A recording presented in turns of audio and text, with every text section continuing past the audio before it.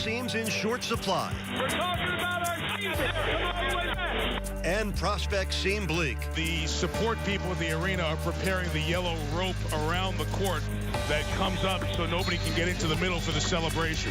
This franchise has proven that all it needs is a chance. Payton shot. Payton knocks it down. Puts up a three. Won't go. Rebound Bosch. It's lob. Knocked away. And the Heat survive. Back out to Allen. His three-pointer. Bang! No good. Miami has won. Miami is NBA champs. Green blocked by Bosch. There'll be a game 7. If history has taught Heat fans anything, it is never to say never. The Heat now face the very real prospects that their season might soon come to an end. But as long as there is still time, there is still hope. And as long as there is hope, then the Heat are still alive. You know, you got to play the games on your schedule. We have 3 more. They have 3 more. So if we're not out, then it's very realistic. So, you know, we play the game that's on our schedule and go from there. We're still alive, and this has been a turbulent 6 weeks, but we're still alive. That's the most important thing, and we have an opportunity to get ready for a big game tomorrow. We can't control a lot of things, but we can control tomorrow night. A chance. It's all we ask. It may be all they need. Interesting NBA Saturday night in Miami with the Heat suddenly on the outside looking in at the playoffs. Playoff-bound Toronto trying to cement the 3rd seed for the 2nd straight year. Heat and Raptors for the 3rd and final time. The home teams won the first 2, and we always hope you enjoy every bounce and basket of tonight's game right along with us. Miami Heat basketball on Sunsports, proudly presented by AT&T Uverse. Good evening to Heat Nation. Hope you're enjoying the weekend, and thank you for joining us on an NBA Saturday night here in Miami. Game 80 of the NBA's regular season. For this one, here we go. It's on the other side. Thanks. 3rd quarter.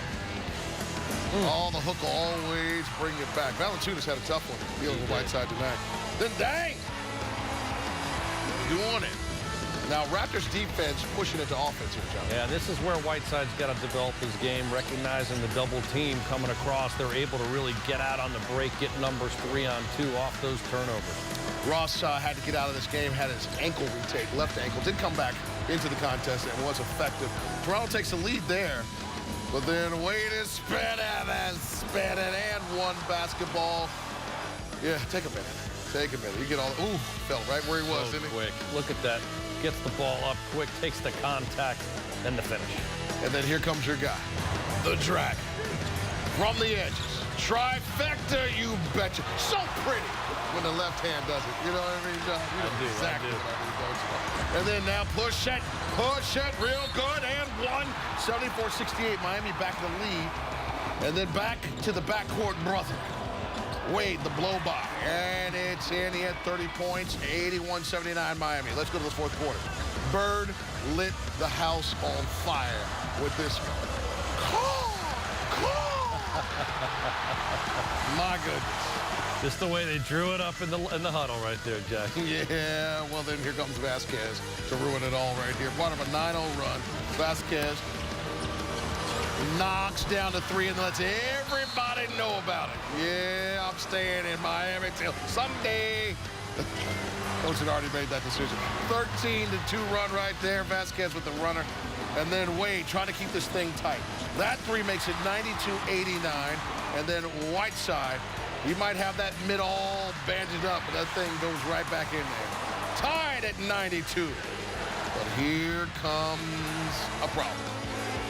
Mo Williams, starter off the bench. A little crossover right there. I'm sorry, Lou Williams, my bad. And that's over Tyler, 96-94. And then Wade gets really close here, John. He made a very strong move and just could not quite finish it. Love the fact that he went to the basket. And look at DeRozan. This guy is really deceptive. Great mid-range game. An excellent athlete finishing at the basket. And then Lou tells me my name is Lou Williams. Oh, that's ball game. Bus driver just take them right back to the hotel. They are not going to Boston. They are hanging out here before they got to go. It's a fun. 104, that's the Heat total. 107, That's Toronto's total. D. Wade had 30. He had 6 rebounds, 5 assists, 1 block. Dragic and Wade really are playing well together. They're sharing the ball well. They're making the game easier for one another. They both shoot, a combined just about 50%. Dragic was 8 of 16, Wade 9 of 20, but Wade did a great job getting to the basket this game. He came off the most horrendous shooting performance we've seen in that last game against Chicago, where I believe he was 4 for 20 or something along those lines. And he bounces back like he always does. He's so mentally tough, and he scored at a high clip, getting 30 points and 5 assists. Here's Dragic. We see him operating. I love his decision-making, stepping out beyond the arc. When he's open, he makes the defense have to respond. But look at the way he handles the ball, the decisions. Finds UD cutting down the middle, slashes to the basket and finishes with the left hand. So good and underrated as an athlete and a finisher. And, I'm impressed, again, with his competitive edge. These two guys are going to continue to really be a bright spot for Miami. Is big time. We're seeing rebounding the ball, and that's something that we've come to take for granted. Look at him playing with it up there on the offensive end. He did a great job scoring the basketball in the post. He was a threat with his back to the basket. He blocked shots. He had 6. He was a huge factor. He not only blocked shots, he altered shots. And then on the offensive end, again, he wound up having 8 of his 18 rebounds were offensive. That's unbelievable. The best offensive rebounder in the league averages about 3.5 offensive rebounds. So, this is the phenomenal job by him overall, dominating both sides of the backboard. His ability to score forced Valanciunas, the starting center for the Raptors, to sit down. So now the bad side. Okay, his inability to make free throws became a factor, and I think really got in his head. And I have to say, I do think this is the one part of his game where the bandage and the wrap on his hand really is a problem. He can't get the full extension and the touch. This is a shot we've seen him shoot earlier in the season where he'd face up, in the course of a game and make that 15-footer. He just does not look like he has the touch with all that bandage on the hand.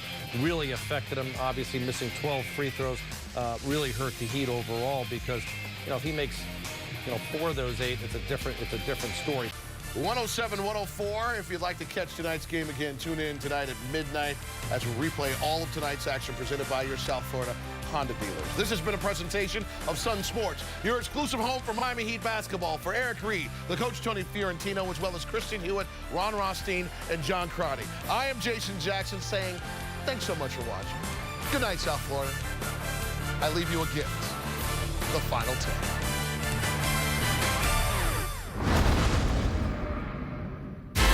You got